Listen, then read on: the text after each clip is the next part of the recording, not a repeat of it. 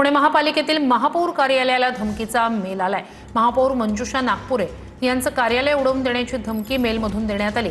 प्रशासनानं खबरदारी म्हणून कर्मचाऱ्यांना आता मुख्यालयाच्या म्हणजेच इमारतीच्या खाली बोलावलंय। अधिक या सगळ्या संदर्भात जाणून घेऊया आपले प्रतिनिधी लक्ष्मण जाधव यांच्याकडनं। लक्ष्मण, खबरदारी घेण्यात आलेली आहे, सगळ्याच कर्मचाऱ्यांना बिल्डिंग मधून खाली उतरवण्यात आलेलं आहे। काय अधिकची माहिती आहे? काही त्या ठिकाणी तपासणी करण्यात आली आहे का?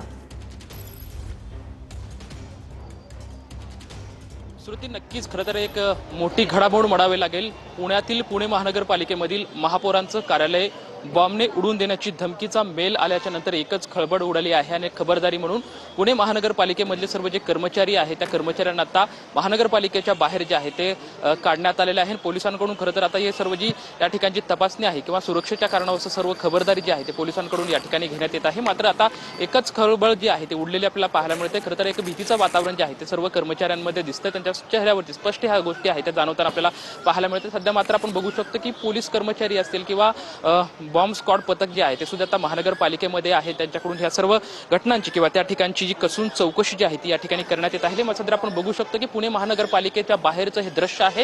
या दृश्यामध्ये सर्व पालिकेमध्ये जे काम करणारे जे कर्मचारी आहेत ते कर्मचारी बाहेर आलेले आहेत। खरं तर एक सकाळपासूनच ही घडामोड समोर आल्याच्या नंतर एकच खळबळ उडालेली चित्र जे आहे ते पुण्यामध्ये आपल्याला पाहायला मिळालं। सध्या आपण बघू शकतो की पुणे महानगरपालिकेच्या समोर हे सर्व कर्मचारी आहेत आणि या कर्मचाऱ्यांच्या सर्वांच्या चेहऱ्यावरती एक भीतीचं वातावरण जे आहे ते सध्या पाहायला आपल्याला मिळत आहे। एकंदरीतच बॉम्ब हसल्याचा मेल आला आणि मेल आल्याच्या नंतर ही सर्व खबरदारी आहे ती पोलिसांनी अपडेट्स घेत राहणार आहोतच।